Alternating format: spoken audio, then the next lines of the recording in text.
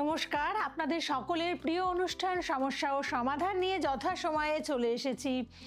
দেখুন, সব সময় কিন্তু আমাদের জীবনের প্রতি আস্থা রাখতে হবে এবং ভরসা রাখতে হবে। আর যে কোনো অবস্থায় আমাদের মনোবল যদি ভেঙে পড়ে তাহলে কিন্তু আমরা এগিয়ে যেতে পারবো না। এগিয়ে যাওয়ার নামই হচ্ছে জীবন। আর সেই জীবনে জিততে হলে অবশ্যই আপনাদের ভরসা রাখতে হবে। আপনাদের যে মানুষটির ওপরে একদম চোখ বুজে যাকে আপনারা বিশ্বাস করতে পারেন এই অনুষ্ঠানে, তিনি কিন্তু আপনাদের জন্য উপস্থিত থাকেন। জ্যোতিষগুরু, জ্যোতিষ অধ্যাপক শ্রী জয়দেব শাস্ত্রী, যার কথাগুলো ভীষণভাবে নির্ভরযোগ্য, যিনি আমাদের পাশে যে কোনো অবস্থায় থাকেন এবং যতক্ষণ না সমস্যা জীবন থেকে দূরীভূত হবে ততক্ষণ কিন্তু আপনার পাশে থাকবেন, আপনার বন্ধুর মতো, আপনার ফ্রেন্ড, ফিলোসফার এবং গাইডের মতো। আজকের অনুষ্ঠানে তিনি আরও আরেকবার আপনাদের জন্য উপস্থিত হয়েছেন, তাকে স্বাগত জানাই। নমস্কার। নমস্কার। জয় শ্রী ঠাকুর রামকৃষ্ণ, জয় শ্রী ঠাকুর রামকৃষ্ণ, জয় শ্রী ঠাকুর রাম। সমস্যার সমাধান অনুষ্ঠানে আপনাদের সবাইকে স্বাগত জানাই। আজকে আমরা প্রশ্ন উত্তর নিয়ে এসেছি এবং আপনাদের অনেকের কোশ্চেন যেটা আমাকে করবে এবং তার অ্যান্সারগুলি আমি সঠিকভাবে দেওয়ার চেষ্টা করব। আর যদি আপনাদেরও কোনো কিছু বলার থাকে তাহলে ফোন করে বলতে পারেন, আমি আছি আপনাদের সাথে। দেখা যাক কার ফোন আজকে আমি পাই, কোন লাকি পার্সনের ফোন আমি পাই এবং তার সাথে কি আলোচনা হবে। শুনতে থাকি এবং আরও অনেক কিছু জানতে পারবো এই অনুষ্ঠানে। একদম। ভালোবাসা আসলে একটি আবেগ এবং দেখা যায় অনেকেই ভালোবাসার আবেগে আবদ্ধ হন বারে বারে জীবনে, এবং সেক্ষেত্রে হয়তো কারো বিয়েও হচ্ছে। অনেক ক্ষেত্রে দেখা যায় অনেক স্বামী স্ত্রীর মধ্যে প্রথম দিকে যে উচ্ছ্বাস থাকে সেটা কিন্তু ধীরে ধীরে হারিয়ে যাচ্ছে। পরবর্তী সময়ে তারা অতটা উচ্ছ্বসিত থাকে না, তারা একে অপরের কাছে অতটা আর কি নিজেদেরকে খুলে ধরতে পারছে না। এটা কেন হয়? একদম একদম একদম। সব থেকে বড় কথা হলো যেটা তোমায় বলবো, যে সম্পর্কের শুরুতে চন্দ্রের মতো কোমল আলো থাকে, নতুন আবেগ, নতুন আবিষ্কার। পরে শনি ধৈর্যের পরীক্ষা নেয়। যদি দুজনেই, ভালো করে শুনবে, সবাই শুনবে, যদি দুজনেই রাহুর মতো বিভ্রান্তি বা ক্লান্তিতে আটকে যান, আবেগের নদী শুকিয়ে যায়। তাহলে আবেগের নদী শুকিয়ে যায়। বাস্তুশাস্ত্রে যেমন ঘরের দক্ষিণ পশ্চিম কোণ স্থায়িত্বের প্রতীক, সম্পর্কেও প্রতিদিন কিছু উষ্ণ শব্দ, প্রশংসা আর একসঙ্গে সময় কাটানো, সেই কোণকে, ভালো করে শুনবে, সেই কোণকে স্থিতি দেয়। তন্ত্রের ভাষায় আবেগের শক্তি লুকিয়ে থাকে সচেতন মনোযোগে। প্রতিদিন একে অপরকে নতুনভাবে দেখা আসলে এক ধরনের সাধনা। আর এটা যদি থাকে তাহলে সম্পর্কে আর অস্থিরতা আসবে না, সম্পর্ক স্থায়িত্ব থাকবে অনেক দিন পর্যন্ত। কি আছে আমাদের সাথে? কেউ একজন ফোনে আছেন, বলুন। নমস্কার। নমস্কার, আমি সন্দীপ হালদার বলছি। আচ্ছা, সন্দীপ হালদার, আপনি কোথা থেকে ফোন করেছেন? জয় শ্রী ঠাকুর রামকৃষ্ণ। জয় শ্রী ঠাকুর রামকৃষ্ণ, জয় শ্রী জয় শ্রী ঠাকুর রামকৃষ্ণ। বল। আমি দুর্গাপুর থেকে বলছিলাম। বল। আচ্ছা, বলুন।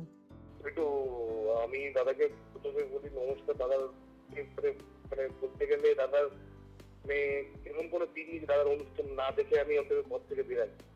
আচ্ছা, বাহ। কর্মে বেরোলে আপনার নাম নিই, ঠাকুরের নাম নিয়ে বেরাই, টুকটাক কাজ হয়ে যায়। এখন একটু সমস্যায় পড়েছি দাদা, আমার একটু বিজনেসটা নিয়ে, ওর জন্য একটু ফোন করলাম আপনাকে। 1 থেকে 100 মধ্যে একটা সংখ্যা বলো। 77 77 7 7 14 1 4 5 5 বুধ। একটা গাছের নাম বলো। আম গাছ স্যার। আম গ্রিন, সবুজ, দেখেছো মিলে যাচ্ছে সব। বুধ, গ্রিন। আচ্ছা, যে কোনো একটা ফলের নাম বলো। ফল স্যার আপেল। আপেল। দেখো, তোমাকে একটা কথা বলি, মানে অনেকে জানতে চেয়ে দাদা তুমি কি করে বলে ফেলো একটা সংখ্যা, একটা গাছের নাম, একটা আমের একটা ফলের নাম। তো আমি বলি সামান্য একটা কথা, দেখো 7 7 14 বলেছে তুমি, 7 7 14, তাই না? 14 মানে 1 আর 4 মানে 5। এখানে আমাদের সংখ্যাতত্ত্বের হিসাব অনুযায়ী 7 7 14, 1 আর 4 মানে 5, 5 হচ্ছে তোমার বলা হচ্ছে 5। এবং তুমি 77 বলেছো, 7 7 14 এবং 1 আর 4 5। তো এখানে 5 হলো বুধের সংখ্যা। দাদা আপনার অনুষ্ঠান দেখে দেখে আপনি মানে কারো ডেট অফ বার্থ জানেন না? না না, আমার লাগে না ওসব। শোনো না, বলে দেন, অবাক হয়ে যায়। এখানে বুধ 5 এবং যেখানে তুমি বুধের যে রংটি সেটাও কিন্তু সবুজ, জানো তো? সেই জায়গা থেকে তুমি কিন্তু সবুজ কিন্তু তুমি বললে, এই যে তুমি বললে গাছের, তো আমি তোমাকে বলি সব থেকে ভাইটাল যে কথাটি এখানে তোমাকে বলবো যে তুমি বুদ্ধি আছে তোমার, কিন্তু ব্যালেন্স নেই। প্রচন্ড পরিমাণে নেগেটিভ একটা ভাইব, এটা করব না ওটা করব, ওটা করব না ওটা করব, কনফিউজড কোনটা করব, কোন ব্যবসায় ইনভেস্ট করব, কোন দিকে কোন খাতে টাকা লাগাবো। এটা ঠিক, একদম ঠিক স্যার। মানে আমি ব্যবসা, আমার অনেকগুলো বিজনেস, তোমার একাধিক বিজনেস, হ্যাঁ, ইনভেস্ট করব, কোনটা ইয়ে হচ্ছে, কোনখান থেকে লাভ হচ্ছে, কোনখান থেকে চলে, মানে হিসাব থাকছে না। অনেক টাকাই গেলে ওটা মানে আমি কি করব বুঝে উঠতে পারছি না। মানে তুমি অর্থবান ছেলে, তোমার ফ্যামিলিও প্রচুর অর্থের মালিক এবং তোমাদের অর্থ নিয়ে সমস্যা নেই এবং সব, মানে আপনাকে মিথ্যে কথা বলার জায়গা নেই। মানে বনেদি পরিবারের আমরা ছেলে। হ্যাঁ, তো সেই বাবার ব্যবসা বড়ই ইয়ে ছিল, তারপর আমি 2-3টে ব্যবসা বিজনেস আরো বাড়িয়েছি। এখন তোমার একটা নেশা হয়ে গেছে, মানে বিজনেসটা বাড়ানোর, বিজনেস বাড়ানোর একটা নেশা হয়ে গেছে এবং সেই জন্য তোমার অনেক টাকা নষ্ট হয়ে যায়, চলে যায়। তো সেই জায়গা থেকে তোমার মানে একটা বিজনেসে ইনভেস্ট করেছিলাম, মানে ফেসে গেছি প্রচুর টাকা স্যার। কি বিজনেস বাবা, কি বিজনেস? কি বলবো, মানে অনেকটা হিউজ অ্যামাউন্ট। কি বিজনেস বলো? বিজনেসে জাহাজে লাগে।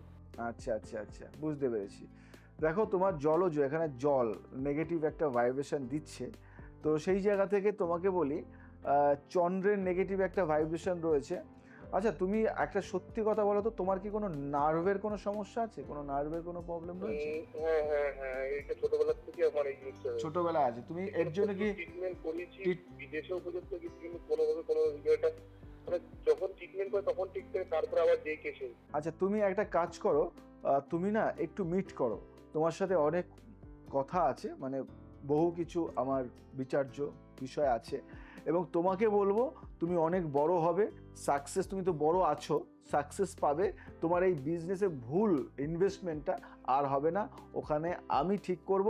আর একটা কথা শুনবে, একটা কথা লাস্ট এবং ফার্স্ট, নেশা করবে না। তুমি প্রচুর নেশা করো এবং মাদক আসক্ত প্রচুর, এই জিনিসটা করো না।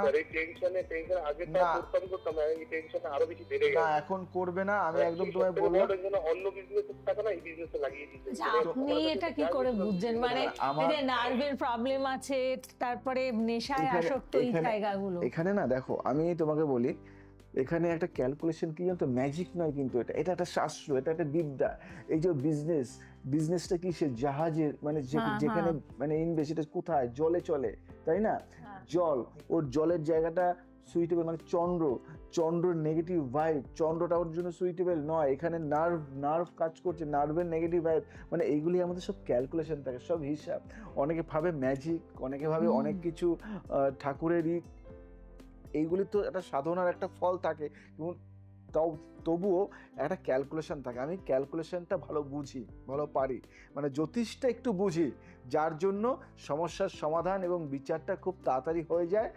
আর তোমার আজকে এখানে বসে তোমায় আমি বলবো, তোমার সমস্যার সমাধান খুব তাড়াতাড়ি করে দিচ্ছি আমি। তুমি কন্ট্যাক্ট করো, আমি আছি, ঠিক আছে?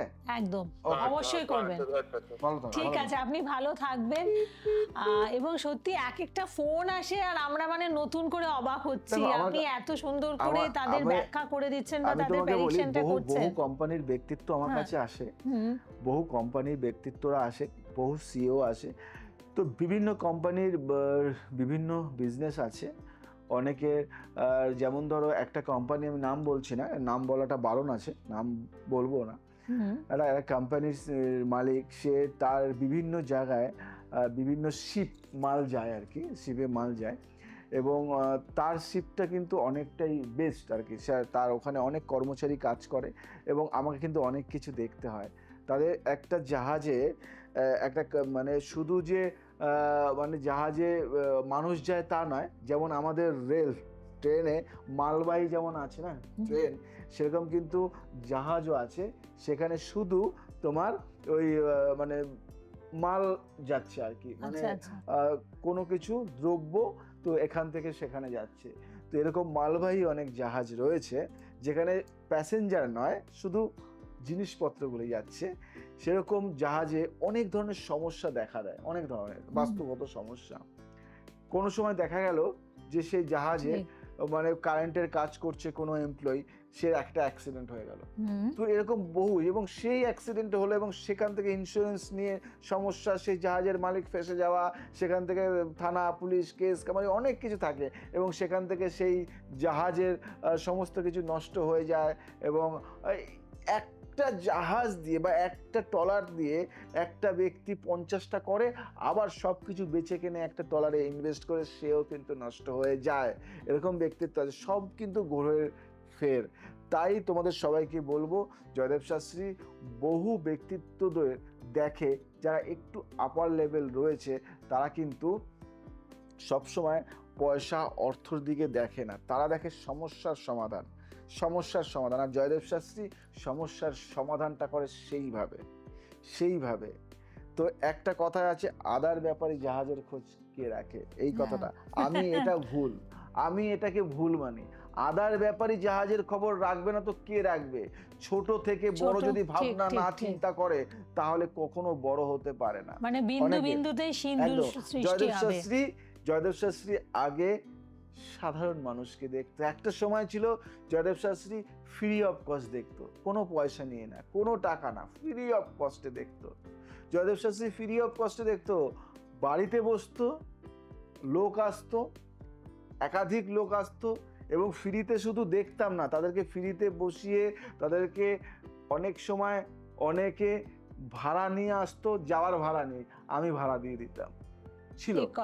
এবং সেই মানুষটি আজকে তার কনসালটেন্সি ফিজ একটা সাধারণ মানুষের পক্ষে অ্যাফোর্ড করা সম্ভব হয় না। তো তার জন্য আমি মাঝে মাঝে আমার এই মহালয়া বলো, তারপরে 1 জানুয়ারি, কৌশিকী অমাবস্যা, এরকম বিভিন্ন দিন রেখেছি সাধারণ মানুষের সাথে মিট করার জন্য।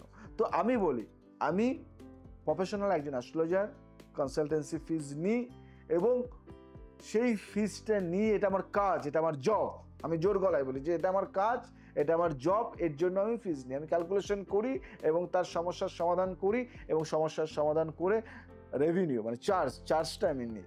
মানে এটা দেখুন, যে গুরু দক্ষিণা না দিলে পরে কিন্তু শিক্ষাটা সম্পূর্ণ হয় না, আমাকে দেয়, আমার চাইতে হয় না, আমাকে দেয়, আমি চাই না, আমাকে দেয়।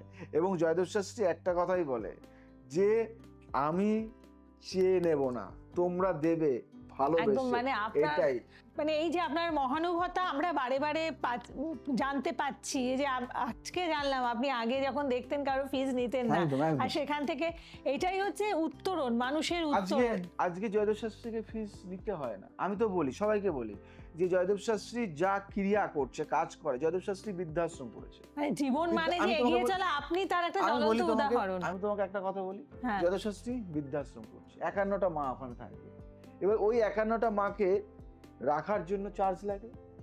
আমি তো মানে বিশাল বড় ঘরের ছেলে নই যে আমার বাবার বিশাল আছে, আমি মানে খাজানা আছে, আমি সেখান থেকে, আমাকে তো চার্জ লাগবে তো। এবং সেই চার্জে তুমি হাত বাড়াও, তুমি একটা মেম্বারশিপ কার্ড নাও, আমার এখানে মেম্বার হও, আমার সাথে হেল্প করো, তুমি একটা মেম্বারশিপ কার্ড নাও, কোনো ফিজ লাগবে না, তোমার ফুল ফ্যামিলিকে আমি ফ্রিতে দেখবো, তুমি শুধু একটা মেম্বারশিপ কার্ড নেবে।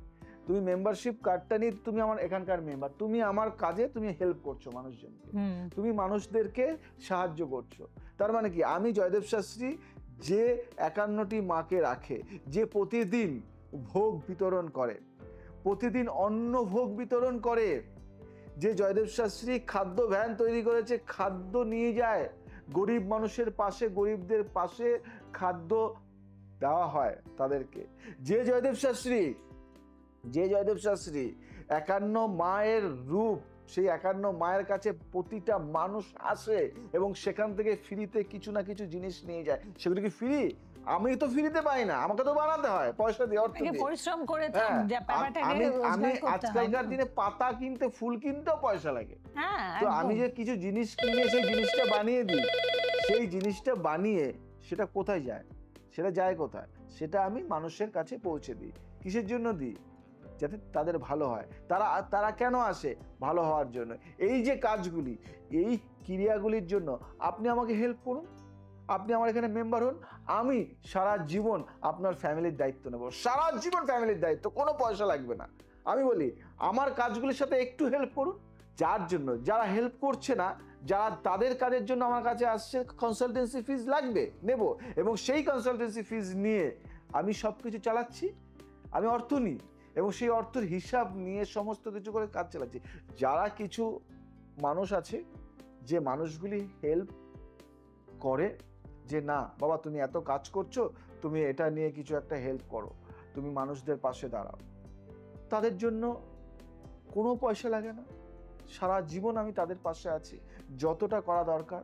জ্যোতিষ গাইড, তাই জয়দেব শাস্ত্রী একটা কথাই বলে, যে মানুষের পাশে যে থাকবে তার পাশে আমি আছি। সে মানুষ যদি আমার চরম শত্রু হয়, আমি জানি না কে আমার শত্রু, আমি জানি না, কারণ আমার শত্রু, আমি ভাবি যে আমার শত্রু নেই, কিন্তু যে আমাকে শত্রু মনে করে সে যদি কাউকে হেল্প করে, আমি তার পায়ে গিয়ে নমস্কার করি। আমি জয়দেব শাস্ত্রী বললাম, যদি চরম শত্রু তুমি কাউকে হেল্প করবে, দেখবে আমার চোখে তুমি দেবতা। মানে এটা তো আপনার থেকে প্রত্যেকটা পদক্ষেপে আজকে অনেকের শিক্ষণীয় আছে। কি আছে আমাদের সাথে? যেখানে মানুষ এত হিংসা মানে দেশ নিয়ে বিরাজ করছে, সেইখানে আপনি একটা সত্যি ব্যতিক্রমী ব্যক্তিত্ব। না হিংসা থাকবে, মানে জলাঞ্জলি। মানুষের তরে, মানুষ ভালো হলে দেশ ভালো থাকবে, মানুষ ভালো থাকলে দেশ ভালো থাকবে।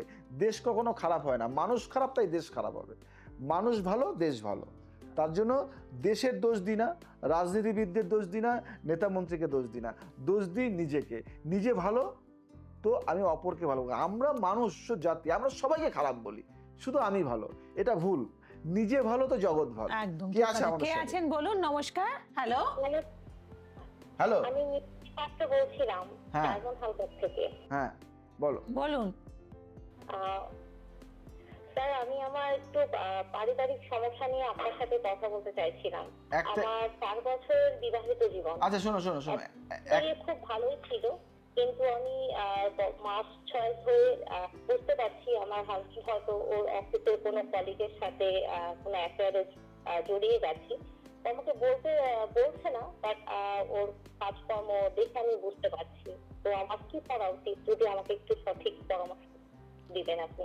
সব থেকে যেটা বড় কথা হলো, সেটা হলো অধৈর্য। তুমি ধৈর্য নয় তোমার, এই ধৈর্যটাকে ঠিক করতে হবে।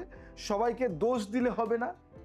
সব থেকে বড় কথা, স্বামীকে, যে তোমার সম্পর্ক, তাকে ভালোবাসতে হবে।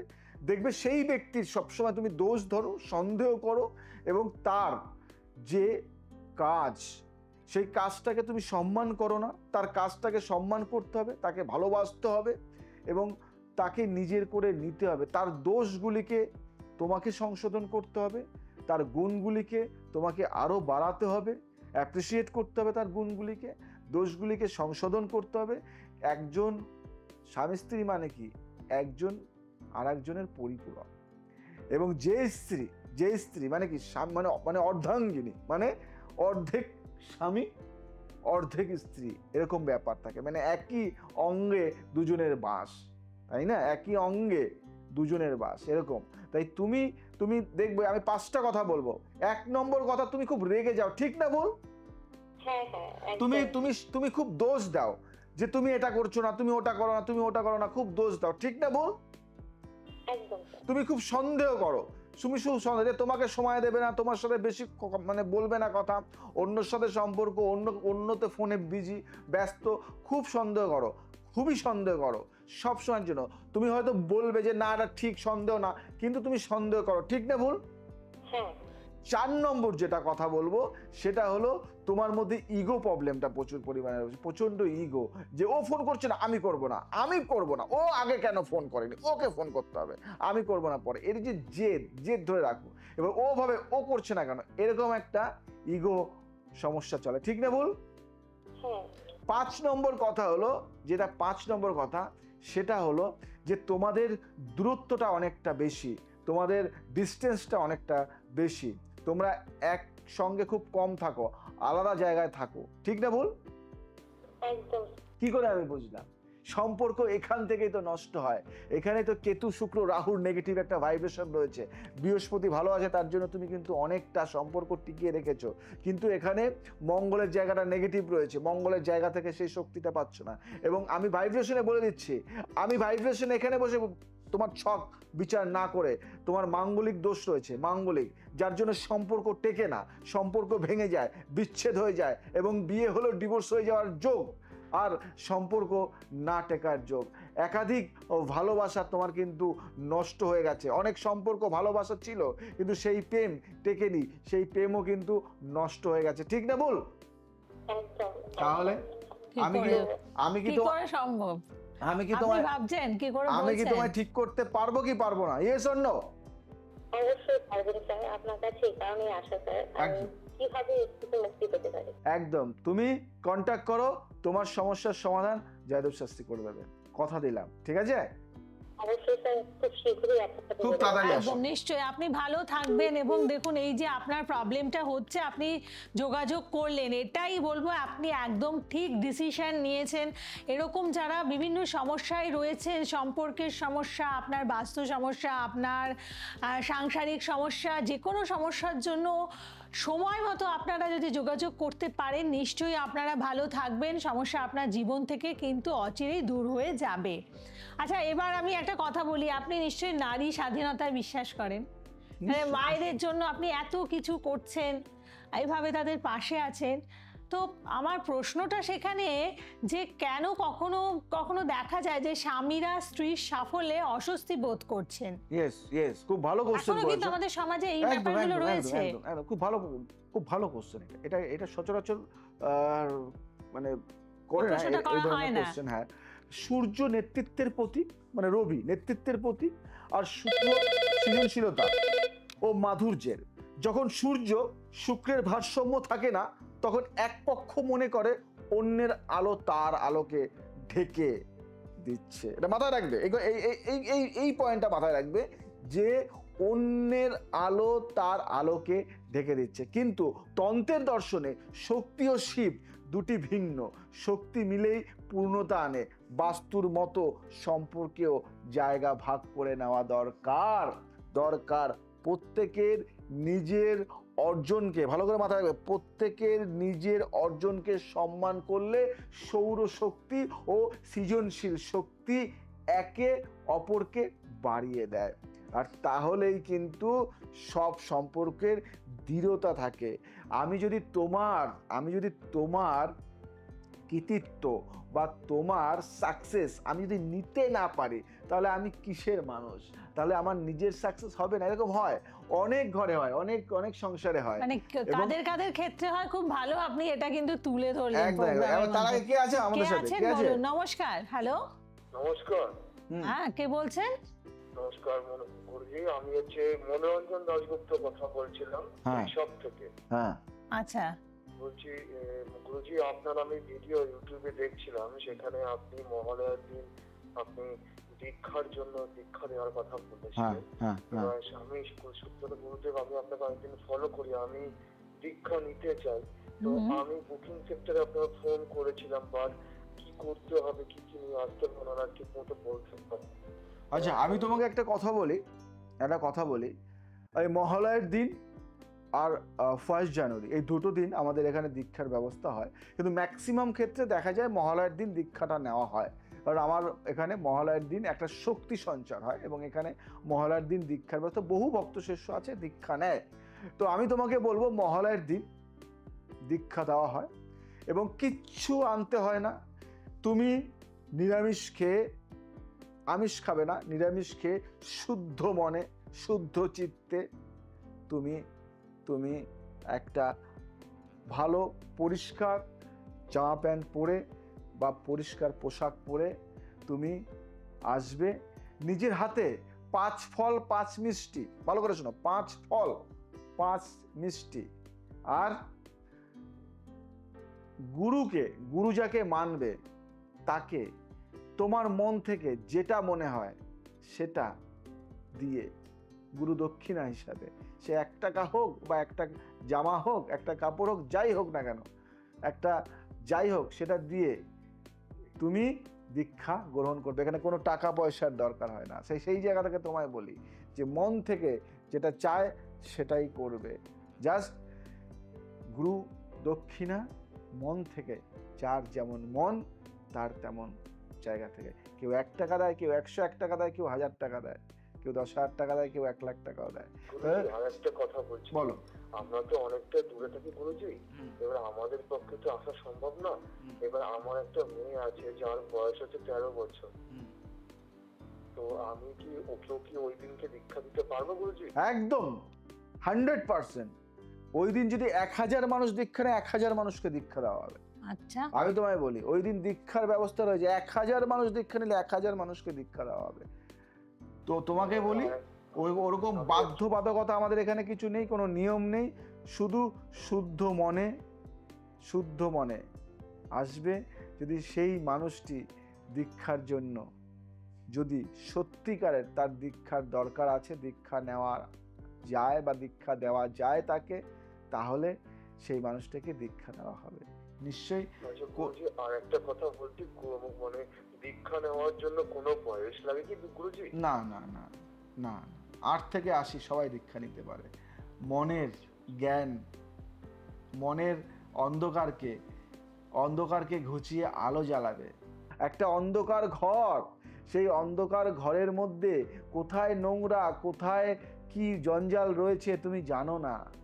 সেই অন্ধকার ঘরটাকে আলো যখন জ্বালাবে, দেখবে এখানে নোংরা, ওখানে নোংরা, তখন পরিষ্কার করতে পারবে। দীক্ষাটা মানে এটা, যে তোমার মনের মধ্যে বা তোমার মধ্যে, জ্ঞানের মধ্যে, তোমার অন্তরে মধ্যে নোংরাটাকে পরিষ্কার করে একটা শুদ্ধ পবিত্র একটা জায়গা তৈরি করে দেয় দীক্ষা একজন সাথী পায়, দীক্ষা একটা গার্ড পায়, দীক্ষা একটা বন্ধন পায়, দীক্ষা একটা শক্তি পায়, দীক্ষা একটা কানেকশন পায়, দীক্ষা মানসিক শক্তি পায়, দীক্ষা অনেক কিছু পায়, অনেক কিছুর থেকে বেশি কিছু পায় দীক্ষা। তাই যাদের মনে, সবাইকে বলি, যাদের মনে দীক্ষা নেওয়ার ইচ্ছা আছে, তারা এই দিনটি মিস করো না। এই দিনটি, মহালয়ের দিনটি কেউ মিস করো না। মহালয়ের দিন মধ্যমগ্রাম সারদাপল্লী 51 কালীবাড়িতে দীক্ষার ব্যবস্থা করা হয়েছে। কন্টাক্ট করো, ঠিক আছে? একদম ভালো থাকবেন। এবং আরেকবার আপনাদের প্রত্যেকের জন্য বলবো যে এই মহালয়া তিথি হচ্ছে একটি অত্যন্ত পূর্ণ তিথি, যেই তিথিতে জ্যোতিষ অধ্যাপক জয়দেব শাস্ত্রী দীক্ষা দান করছেন। এবং যারা আপনারা এই আলোতে আলোকিত হতে চাইছেন, অবশ্যই যোগাযোগ করে নেবেন। কোনো নিয়ম নেই, উনি যেমন বললেন ঠিক সেইভাবে আপনারা উপস্থিত হয়ে যান। কোনো বয়সের বাধা নেই, কোনো বর্ণের বাধা নেই। যারা যারা চাইছেন মন থেকে আধ্যাত্মিকতার আলোতে আপনাদের জীবনকে আলোকিত করতে চাইছেন, গ্রহদোষ দূর করতে চাইছেন, সমস্যাগুলোকে দূর করতে চাইছেন, অবশ্যই দীক্ষা নিয়ে নিন। কারণ পিতা যেমন আমাদের পৃথিবীর আলো দেখায়, যিনি আমাদের গুরু হন, তিনি কিন্তু আমাদের জ্ঞানের আলো দান করে, যে জ্ঞানের আলো দিয়ে আমরা আমাদের জীবনকে আলোকিত করতে পারি। এবং অযাচিত যেই জায়গাগুলো, আমাদের যে অশুভ জায়গাগুলো, সেগুলো কিন্তু গুরুর প্রভাবে অনেকাংশেই জীবন থেকে আমরা সরিয়ে ফেলতে পারি, তাই তো? একদম একদম। ভালো থাকবেন, সুস্থ থাকবেন, সবাইকে ভালো রাখবেন। আজ আসি, আবার আসবো নতুন কিছু নিয়ে। যাওয়ার আগে একটাই কথা, এবার মহালয়াতে আমি চাই WB এর সমস্ত মানুষ যেন মধ্যমগ্রাম সারদাপল্লী 51 কালীবাড়িতে উপস্থিত হয়। এবার মহালয়াতে শক্তির সঞ্চার হবে। তাহলে আপনি বাড়িতে বসে কেন থাকবেন? এখনই আসুন, আপনার নামটা লিখিয়ে দিন। যদি নাম লেখাতে নাও পারেন তবুও আসবেন, আপনি আসবেন। আপনার জন্য অপেক্ষা করব আমি, জয়দেব শাস্ত্রী। আজ আসি, আবার আসবো নতুন কিছু নিয়ে। জয় শ্রী রাম। নমস্কার।